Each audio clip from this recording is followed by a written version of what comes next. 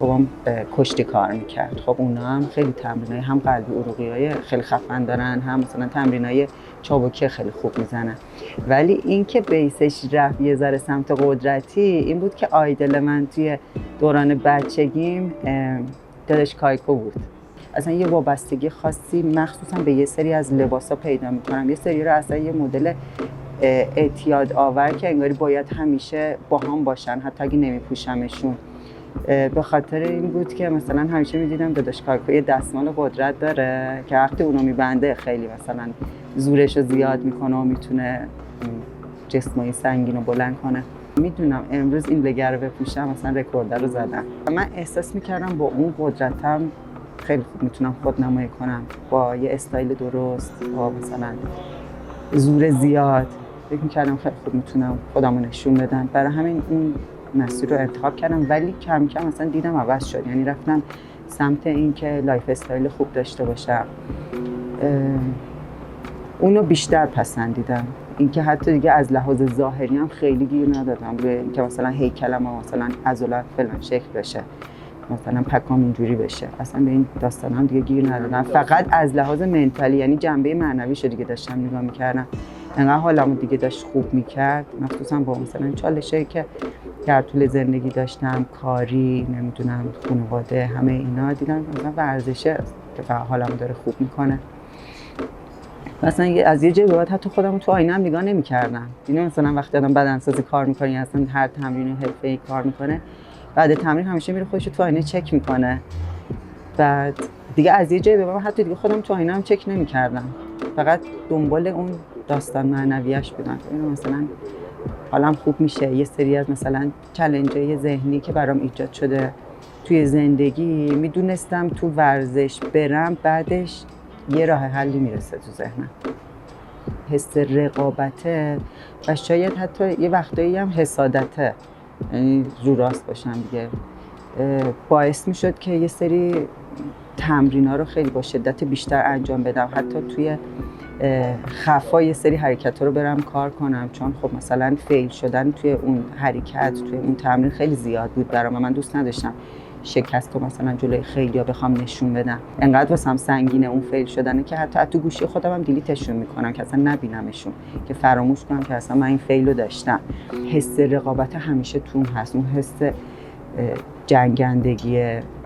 دوست دارم مثلا مدلی جنگجو باشم. و از لحاظ مثلا علم تمرینی خیلی مثلا به این معتقدن که نمیشه تمام آیتمای آمادگی جسمانی رو بیایم مثلا توی یه دونه فصل تمرینی انجام بدیم دیگه. ولی خب مثلا این انقدر این سلفی گوی من بزرگ بود که من میگفتم نباید تمام آیتمای آمادگی جسمانی بالا باشه، از قدرتش گرفته، چابکیم، نمیدونم قلبی عروقی، همه اینا رو دوست داشتم کار کنم.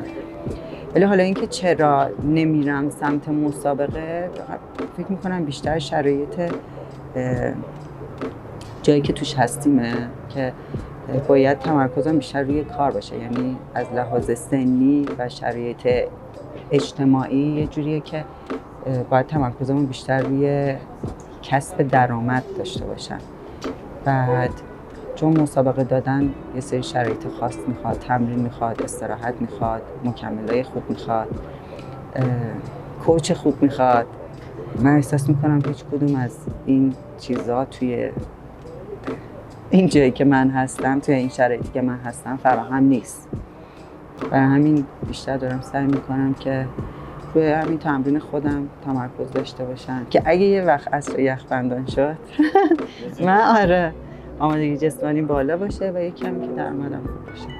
یکی از چیزایی که باعث میشه ما یه ذره عقب‌تر باشیم، یه ذره که نه، یعنی یه ذره بیشتر از یه ذره عقب‌تر باشیم به نسبت جاهای دیگه، توی مخصوصا ورزش خانوما این بیشتر به خودمون برمیگرده. یعنی دقیقا همون داستان اول از همه خانواده است و دور و بریه که هنوز علمشون به اونجا نرسیده. یه سری، یعنی دو دسته میشن.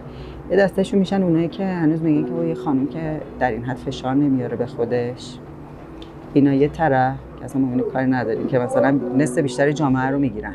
خب و اون یکی‌ها که دارن به این داستان اعتقاد ندارن، متاسفانه خیلی خودشون رو دست بالا میگیرن و احساس میکنن که اگه که مثلا یه اتفاقی افتاده به جایی رسیدن یا حالا اگه که مثلا اسکیلی بوده، چالنجی بوده، ردش کردن، فکر میکنن دیگه احتیاجی ندارن بخوام پیشرفت کنن، سرچ نمیکنن، دنبال چیزای بهتر، بالاتر نیستن، هستن خودشون رو همونجوری محدود نگه میدارن. میگن که خب ما به نسبت مثلا اون 100 نفر ورزشکار خفنی که هستن مثلا توی اینجا ما دومیم، اولی، خب کافیه دیگه. همینقدر که مثلا بقیه دارن ما رو فالو میکنن و دارن سعی میکنن که ما رو الگوشون قرار بدن کافیه. یعنی خودشون رو محدود نگه میدارن، به این فکر نمیکنه که مثلا توی دنیا بخواد پیشرفت کنه یه لول حتی اصلا تو همون جایی که خودش هستش، من اصلا به جای دیگه هم کاری ندارم، که بالاخره تو جایی که هستی که دیگه سقفش نیستش که صدش نیستش که همینجور همه چی داره پیشرفت میکنه. شما مثلا یه لول بری بالاتر، یه تغییری تو خودت ایجاد کنی. یکی فکر میکنه خیلی خوبه، تموم شد رفت، دیگه پیشرفت نمیکنه. یکی دیگه هم انقدر ذهنش محدوده که فکر میکنه اصلا ورزش حرفه‌ای قدرتی اصلا به درد خانوما نمیخوره، اصلا سعی میکنه اون سمتی نره. اصلا کلا یه چیز دیگه هم من متوجه شدم توی این چند سالی که داشتم کار میکردم، مخصوصا ورزش قدرتی، که اصلا استایل بدنم رفت سمت اینکه عضله هام یه ذره حجیم‌تر و پیچیده‌تر باشه. این بود که از لحاظ معیار زیبایی توی جامعه ما همچین هیکلی برای خانم زیبا نیست و شاید قابل تحسین باشه. میگن که آره مثلا خیلی خوبه طرف مثلا انقدر پیگیر کارشه و پشت کاره، دمش گرم، مثلا این همه سال ورزش کرده هیکلش اینجوری شده، ولی هیکل جذابی نیست. و مثلا مثلا خیلی وقت شده من رفتم بیرون، مثلا آستینم بالا بوده، سایدام معلوم بوده، همه گفتن سایداشو نگاه کن مثل سایدای مردا میمونه. من چون خیلی فکر میکردم که الان توی یه سطح بالایی از مثلا فیتنس لول قرار دارم، فکر میکردم الان خیلی خوبم، الان اینا میگن که وای تو چقدر خفنی، چرا نمیای اونور و این داستانا. و من گفتن که تو در سطح یه آدم معمولی که زندگی نرمال داره فقط داری ورزش میکنی، فکر نکن خیلی خفنی و هر روز داری میری آقا رکوردای رانت به نظر خودت خوبه. اون طرف آدمای عادیشون، نه ورزشکارشون، دارن مثل تو میدوئن. آمادگی جسمانی در سطح کسایی که اون طرف یه ورزش معمولی رو دارن میکنن. میگم از لحاظ محدودیت ذهنی ما فکر میکنیم خیلی باحالیم، خیلی بالاییم، در صورتی که ما خیلی جا داره که به خیلی چیزا برسیم. بعد میگم برای همین از لحاظ ورزشی، این که مثلا بخوام از ایران برم، هیچ به این فکر نکردم که با ورزشم بخوام این کارو کنم، چون میدونم برم اونجا توی سطح خیلی بالایی نیستم. شاید شرایطش فراهم بشه برام با توجه به سختیایی که اینجا کشیدم، خب بتونم خیلی راحت تر خودمو به نسبت اونو بکشم بالا، ولی اینجوری نیستش که برم اونجا از همون اول توی یه سطح بالایی قرار گرفته باشم. میگه که دوستی داشته باشین که واقعا دوست باشه اونجا رفته باشه، واسهتون کاملا اینو باز میکنه که زندگی اونجا اونقدر هم که فکر میکنین قشنگ و راحت نیستش. ورزش کلا یه چیزیه که شما هیچ وسیله‌ای هم نداشته باشی میتونی سطح آمادگی جسمانی تو خیلی خوب و بالا نگه داری. از این لحاظا من خیلی نمیتونم به تو کمک کنم، چون نمیتونم مثلا متوجه بشم یکی به میگه که محدودیت داریم شرایطمون مثلا چیز. من چون همیشه سعی کردم تو همون، نمیدونم، چیزی که به نظر بقیه محدودیت بوده به نظر من نبوده.